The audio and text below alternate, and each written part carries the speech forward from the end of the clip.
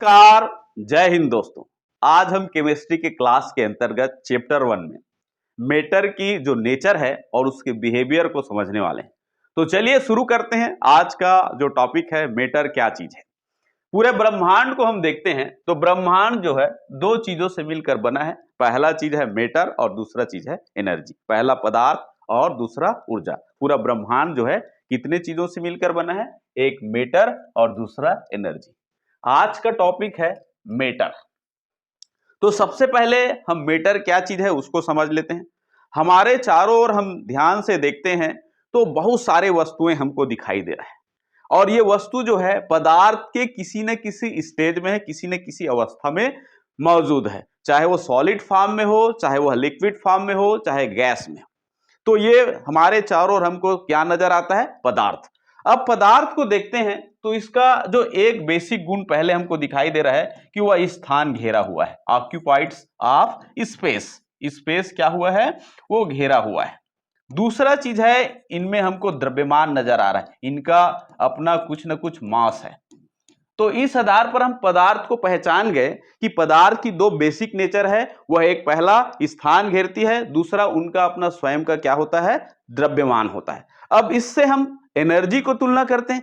क्या एनर्जी स्थान घेरती है या उनका अपना स्वयं का द्रव्यमान होता है? तो न तो एनर्जी स्थान घेरती है और न ही उनका अपना स्वयं का द्रव्यमान होता है। इस प्रकार से पदार्थ को हम ऊर्जा से क्या कर लेते हैं? डिफरेंशिएट कर लेते हैं। पदार्थ स्थान घेरती है और उनका स्वयं का क्या होता है? द्रव्यमान होता है। और दूसरी ओर हम एनर्जी की बात करें तो एनर्जी न तो स्पेस लेती है और न ही उनका स्वयं का क्या होता है? मासेस होता है। इसको छोटे से एक्सपेरिमेंट के माध्यम से हम समझते हैं।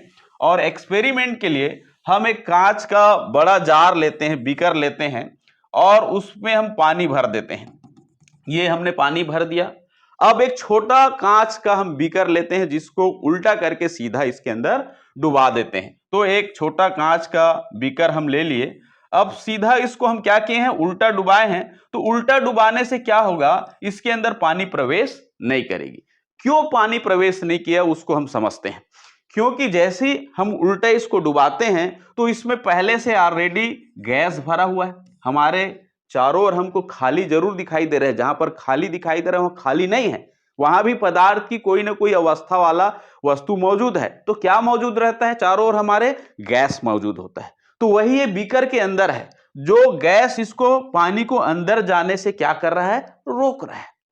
क्यों रोका? क्योंकि गैस ने भी अपना स्पेस घेर कर रखा हुआ है, उनका खुद का द्रव्यमान है। इसीलिए जब हम उल्टा करके सीधे पानी में छोटे बीकर को बड़े बीकर के अंदर डुबाते हैं तो पानी जो है छोटे बीकर के अंदर प्रवेश नहीं कर पाता। तो बात एकदम क्लियर हो गया कि पदार्थ क्या है? स्पेस लेता है, स्थान घेरती है।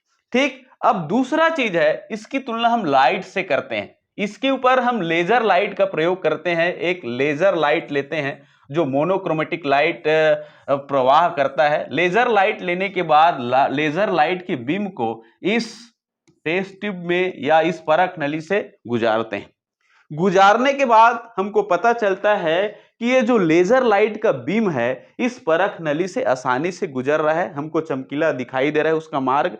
इससे पता चलता है कि एनर्जी के लिए न तो स्थान की जरूरत है न उनका अपना कोई द्रव्यमान होता। अगर वो स्थान घेरती तो निश्चित रूप से इस बीकर के अंदर प्रवेश नहीं कर सकती। क्यों नहीं कर सकती? क्योंकि इसमें गैस पहले से मौजूद है, वो अपना स्थान घेरा हुआ है। तो फिर दूसरे पदार्थ की अगर मान लो जाए उसमें अपना खुद का द्रव्यमान होता, वो स्थान घेरने वाली प्रॉपर्टी होता, तो क्या लाइट इंटर कर पाता? लाइट क्या चीज है? एनर्जी है। लाइट क्या चीज है? एक प्रकार का ऊर्जा है। इस छोटे से एक्सपेरिमेंट से पता चल गया ऊर्जा न तो स्थान घेरती है न उनका अपना स्वयं का द्रव्यमान होता है। अब पदार्थ की जो प्रकृति है उसको समझने से पहले हम पदार्थ के प्रकार को हम समझ लेते हैं।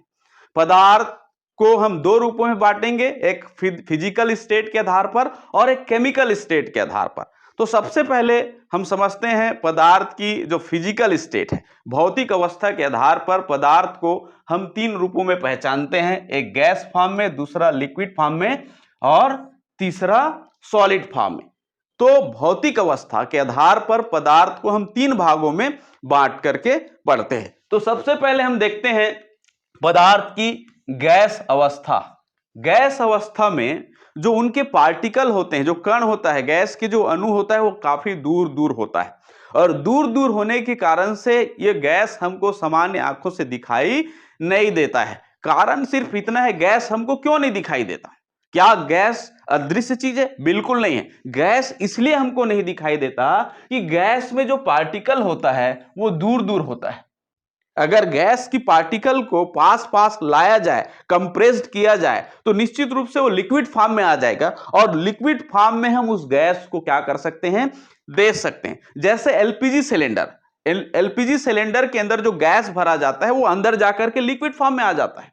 बाहर वो गैस के रूप में भले निकलता है क्योंकि प्रेशर कम हो जाता है, लेकिन जब सिलेंडर के अंदर होता है तो द्रव अवस्था में होता है। अगर सिलेंडर ट्रांसपरेटिव होता, पारदर्शी होता, तो निश्चित रूप से उस गैस की कलर को आप देख सकते थे कि लिक्विड फॉर्म में किस प्रकार से होता है। गैसों को बहुत अधिक माइनस टेम्परेचर पर ले जाने पर वो लिक्विड फॉर्म में आ जाता है और उसको देखा जा सकता है, उसके कलर को भी समझा जा सकता है। लेकिन सामान्य कंडीशन में, जब सामान्य तापमान और दाब की उपस्थिति में गैस जो है हमको दिखाई नहीं देता क्योंकि उसके पार्टिकल दूर दूर पर होती है। तो यहां पर गैस की जो बेसिक कैरेक्टर है उसको समझते हैं। गैस का न तो आकार होता है और न ही आयतन निश्चित होता है। आकार निश्चित नहीं होता और आयतन निश्चित नहीं होता। तो गैस का ये बेसिक कैरेक्टर है। न तो उनका आकार निश्चित होता है, शेप निश्चित होता है, और न ही वो उनका फिक्स वॉल्यूम होता है। तो दो आधार पर हम गैस को समझते हैं। इसके बाद आगे बढ़ते हैं हम लिक्विड फॉर्म, पदार्थ की दूसरी अवस्था, फिजिकल स्टेट, जिसको हम कहते हैं लिक्विड। गैसों के तुलना में उसके पार्टिकल पास पास होते हैं और पास पास होने के कारण से इसमें इंट्रैक्शन बल अधिक हो जाता है, आकर्षण बल अधिक होने के कारण से वो लिक्विड फॉर्म में आता है और हमको दिखाई देता है। यही कारण है कि गैस हमको द्रव जो है हमको आंखों से दिखाई देते हैं क्योंकि उनका पार्टिकल थोड़ा पास आ गया, उनके बीच एक बंधन हो गया इंट्रैक्शन बल के कारण से। समझ में आ रहा है? इसीलिए लिक्विड हमको दिखाई देता है। अब इसकी जो बिहेवियर है उसको हम समझते हैं। इसका जो प्रॉपर्टी क्या है, तो इसका आकार निश्चित नहीं होता, शेप जो है निश्चित नहीं होता, लेकिन आयतन इसका निश्चित होता है। ये बेसिक कैरेक्टर। जैसे गैस का हम बेसिक कैरेक्टर समझे कि गैस का न तो आकार निश्चित होता है, न तो आयतन, न तो शेप निश्चित होता है, न उसकी वॉल्यूम निश्चित होती है। दूसरा है लिक्विड का आकार निश्चित नहीं होता, उसका आयतन निश्चित होता है। क्लियर है? इस बात को समझ लीजिए। जब हम किसी द्रव को किसी बर्तन में डालते हैं तो उसी का आकार ले लेता है। हम ग्लास में डाले, ग्लास का आकार हो गया।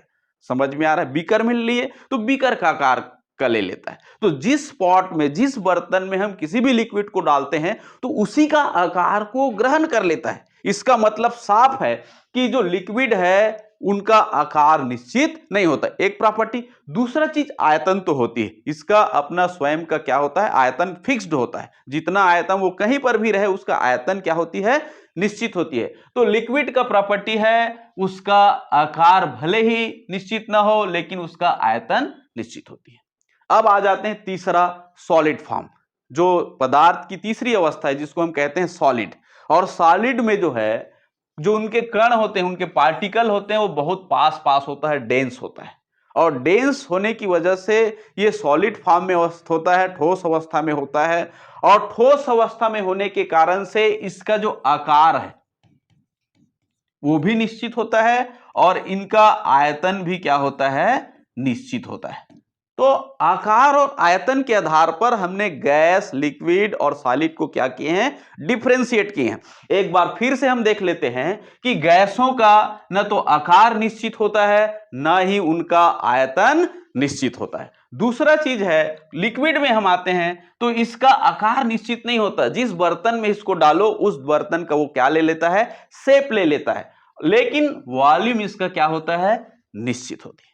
तीसरा स्टेट हम आते हैं सॉलिड स्टेट। तो सॉलिड स्टेट में उसका आकार भी निश्चित होता है, उसको आयतन भी निश्चित होता है। जैसे हमारे पास पेन है, इसको हम कहीं पर रख दे, चाहे बर्तन में रखें तो भी इसका आकार वैसी रहेगा, किसी टेबल के ऊपर रख दे तो भी आकार नहीं बदलेगा, हाथ में रखें तो भी इसका आकार नहीं बदल रहा, क्योंकि ये सॉलिड फॉर्म में है, ये मैटर के सॉलिड फॉर्म में है और सॉलिड फॉर्म में होने के कारण से इसका आकार जो है निश्चित है, और आयतन भी निश्चित है।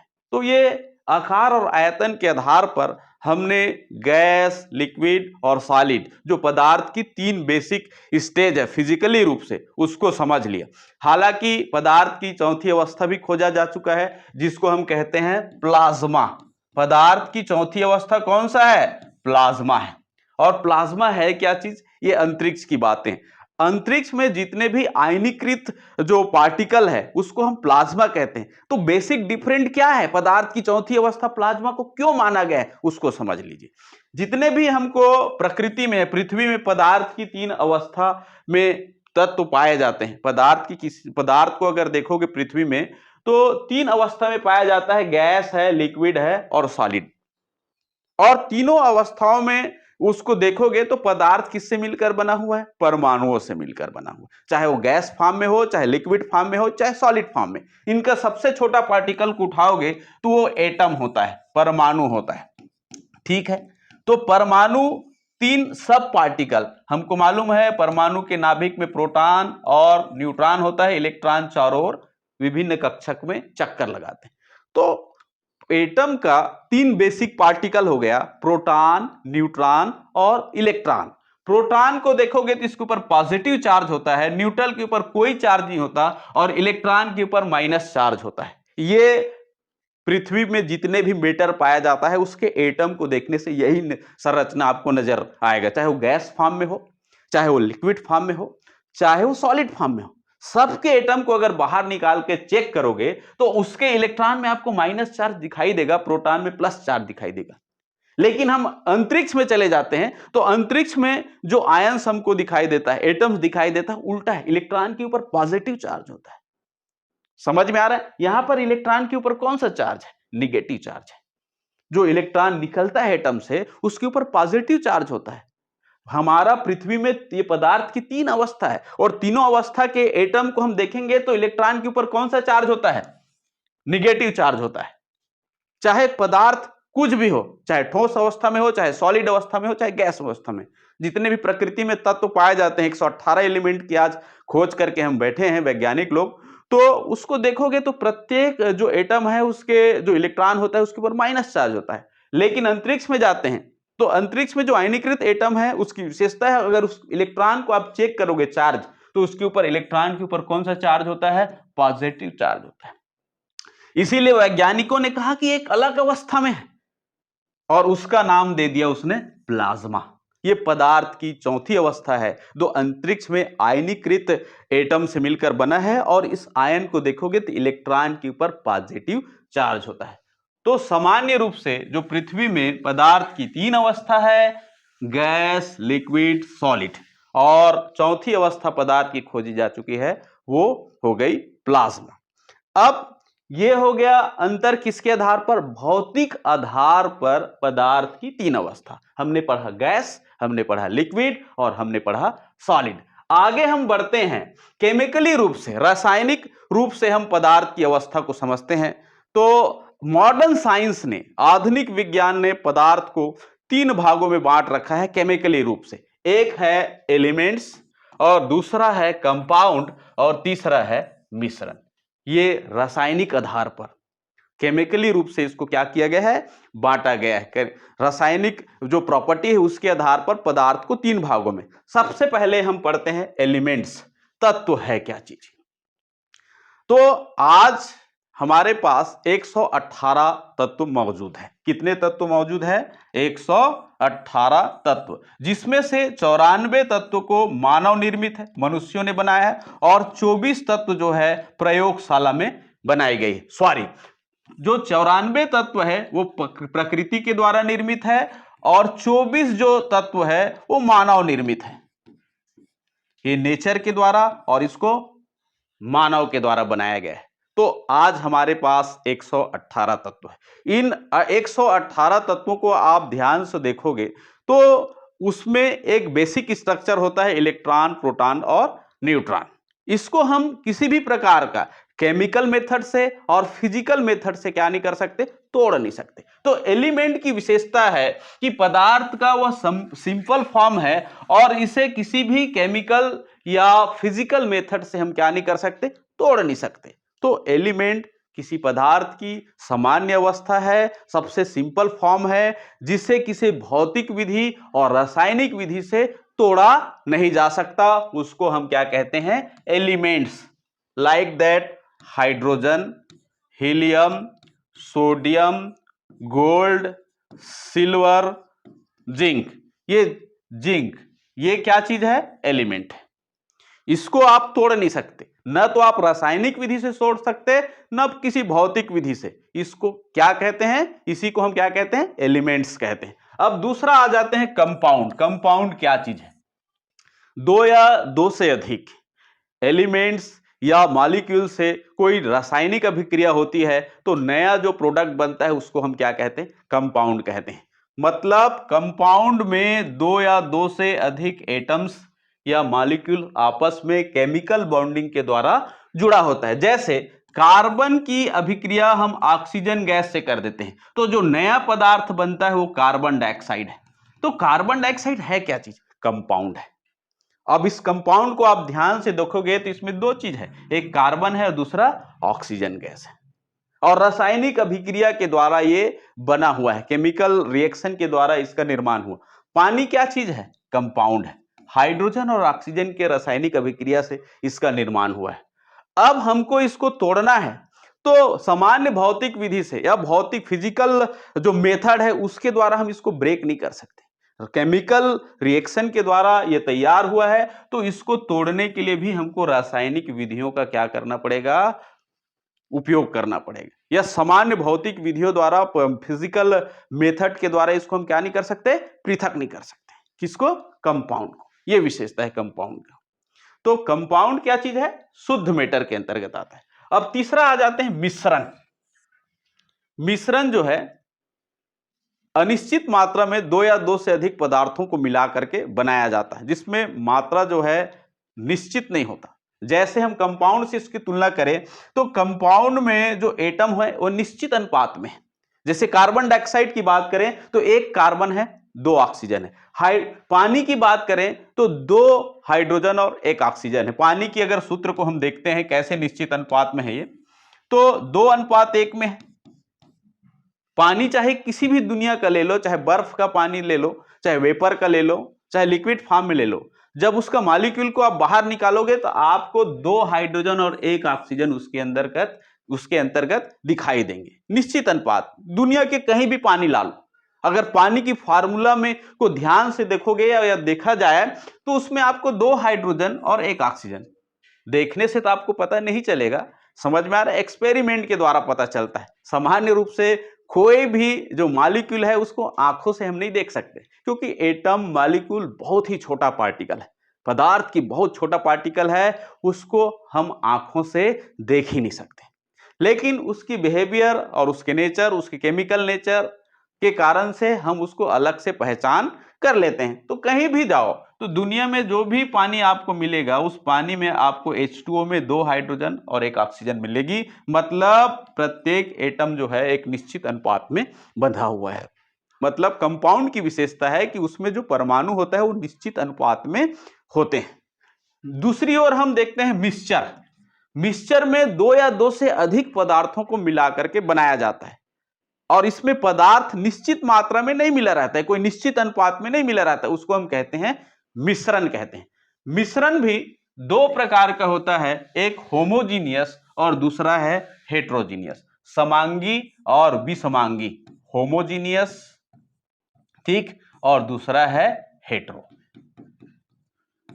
होमो और हेट्रो, समांगी मिश्रण और विसमांगी मिश्रण। समांगी मिश्रण क्या है, जिसमें भौतिक अवस्था जो है एक ही होती है और उसमें वस्तु जो है आपस में मिल जाता है। जैसे एलॉय, मिश्र धातु, मिश्र धातु, पीतल है, कांसा है, ये मिश्र धातु है। इसमें दो या दो से अधिक सॉलिड धातुओं को मिला करके एक नया धातु बनाया जाता है जिसको हम कहते हैं एलॉय। मिश्र धातु। तो एलॉय जो है समांगी होमोजीनियस मिश्रण का मिक्सचर का उदाहरण है। दूसरी ओर हम देखते हैं विषमांगी हेट्रोजीनियस, पानी में रेत को मिला दिए, पानी अलग और रेत अलग आपको स्पष्ट रूप से दिखाई देता है, और सामान्य फिजिकल मेथड के द्वारा उनको क्या कर सकते हैं, अलग भी कर सकते हैं। उसको हम कहते हैं विषमांगी मिश्रण, जिसमें फिजिकल स्टेट बिल्कुल अलग अलग होता है और दोनों आपस में मिल नहीं पाते। असामान्य भौतिक विधि द्वारा हम उसको क्या कर सकते हैं, पृथक्करण कर सकते हैं। पानी में आप रेत मिला दिए तो पानी से रेत को आसानी से छान करके हम क्या कर सकते हैं, पृथक कर सकते हैं, क्योंकि दोनों का फिजिकल स्टेट बिल्कुल अलग होता है और आसानी से क्या हो जाता है, पृथक हो जाता है। तो ऐसे मिश्रण को हम कहते हैं हेट्रोजीनियस मिश्रण। एक बार फिर से देखते हैं कि मिश्रण जो है दो प्रकार का होता है, होमोजीनियस और हेट्रोजीनियस। ये हो गया पदार्थ की तीन अवस्थाएं, किस आधार पर, रासायनिक बिहेवियर के आधार पर, केमिकल नेचर के आधार पर। पहला हम बांटे एलिमेंट्स, दूसरा कंपाउंड और तीसरा मिश्रण। समझ में आ गया। एलिमेंट्स किसको कहते हैं, पदार्थ का सिंपल फॉर्म है और इसको ना तो हम केमिकली रूप से या फिजिकली रूप से क्या नहीं कर सकते, ब्रेक नहीं कर सकते, तोड़ नहीं सकते। ठीक। दूसरा है कंपाउंड, एक से अधिक एलिमेंट एक निश्चित अनुपात में मिलकर के रासायनिक अभिक्रिया के द्वारा बनता है, उसको हम कहते हैं कंपाउंड। ये प्योर मैटर है, प्योर मैटर के अंतर्गत आता है। क्लियर। और तीसरा है मिश्रण। मिश्रण में जो पदार्थ जो है निश्चित अनुपात में नहीं मिलता, समझ में आ रहा है, उसको हम कहते हैं मिश्रण कहते हैं, और इसको सामान्य फिजिकली मेथड के द्वारा हम सेपरेट भी कर सकते हैं। मिश्रण भी दो प्रकार का होता है, होमो और हेट्रो। अगर भौतिक अवस्था का समान फेज हो तो उसको हम होमोजेनस मिक्सचर कहते हैं, होमोजीनियस मिक्सचर कहते हैं। दूसरा हेट्रो, हेट्रो के अंतर्गत दोनों का भौतिक अवस्था बिल्कुल अलग अलग हो और आपस में नहीं मिलता हो, केवल मिलाया बस जाता है, उसको हम कहते हैं हेट्रोजीनियस मिक्सचर। जैसे पानी में रेत को मिला दिए। तो ये पूरा हमने पढ़ लिया किसके बारे में, पदार्थ के बारे में। ठीक। एक बार फिर से हम इस चार्ट को समझते हैं, चार्ट के माध्यम से भी एक बार क्लियर कर लेते हैं। पदार्थ दो भागों में पाया जाता है, एक प्योर मैटर और दूसरा है इम्प्योर मैटर। समझ में आ रहा है। प्योर मैटर के अंतर्गत क्या आता है, एलिमेंट्स आता है। ठीक है, क्या आता है, प्योर मैटर के अंदर क्या आता है, एलिमेंट्स आता है। तो आज का जो टॉपिक है हम यहीं पर समाप्त करते हैं। नेक्स्ट वीडियो के माध्यम से पदार्थ की अन्य बिहेवियर को हम समझेंगे। जय हिंद। ये साले गायब हो गए। हाँ।